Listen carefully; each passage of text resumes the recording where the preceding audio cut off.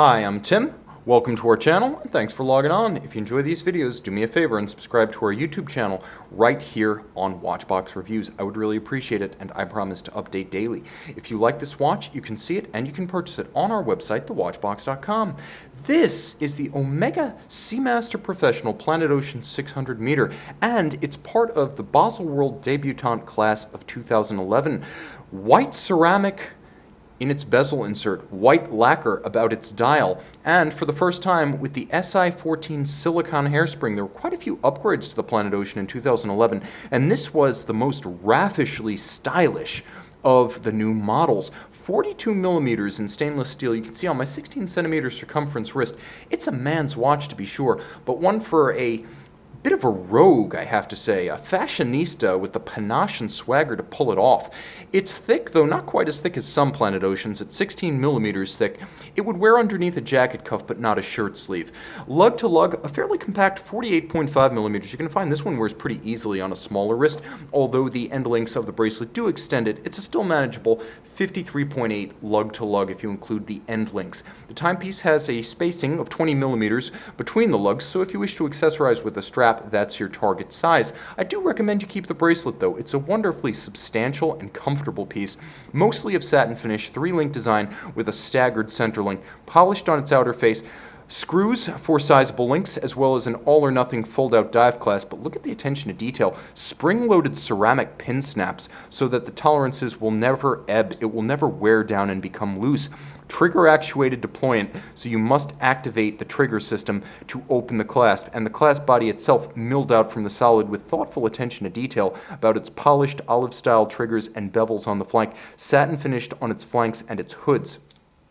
Snick and snap, wonderfully crisp. The case will be familiar to Omega fans. Polished bevels that flare at their end and sheer satin-finished, longitudinally satin-finished flanks.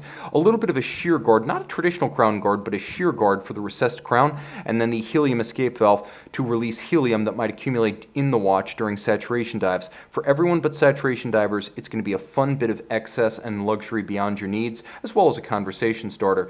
Polished edge of the bezel, and the knurling is deep and sharp, so it's easier to grip than something like a Rolex sub. You can hear that the action is sharp and the detent is crisp. You can line up the luminescent index, and though the watch has a little bit of a challenging contrast equation by day, by night with its full luminescence, it's quite easy to read. Broad arrow minute hand against the luminescent index. Now you have an impromptu 0 to 60 minute timer. I actually prefer dive bezels to chronographs.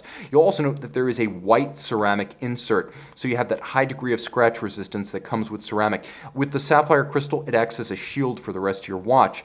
Now the case back, you get to see that for which you have paid. Let's see if we can zoom in a little bit and appreciate the Omega caliber 8500. Dual mainspring barrels in series, automatic winding, 60-hour power reserve, the Daniels coaxial alternative escapement technology for long-term durability, timing stability, short-term timing precision, adjusted to make COSC chronometer specifications and certified as a COSC chronometer. Full balance bridge with a free-sprung index for shock resistance, silicone hairspring for anti-magnetism, 600 meters water resistant in spite of the display case back, an interesting combination of virtues. It beats away at the quirky coaxial specific 25,200 vibration per hour beat rate. Côte de Genève in arabesque with blackened rather than polished or blued screws. It's a gorgeous movement. It has a hacking or stop seconds function, so you can synchronize the watch precisely to a reference time, and I should mention it features a very handy travel complication, which is the time zone function, so you can jump forward and backwards, even across the international date line in either direction, moving the hour hand in 1 hour increments without stopping the watch. Now, of course, you have stop seconds if you do want to set precisely.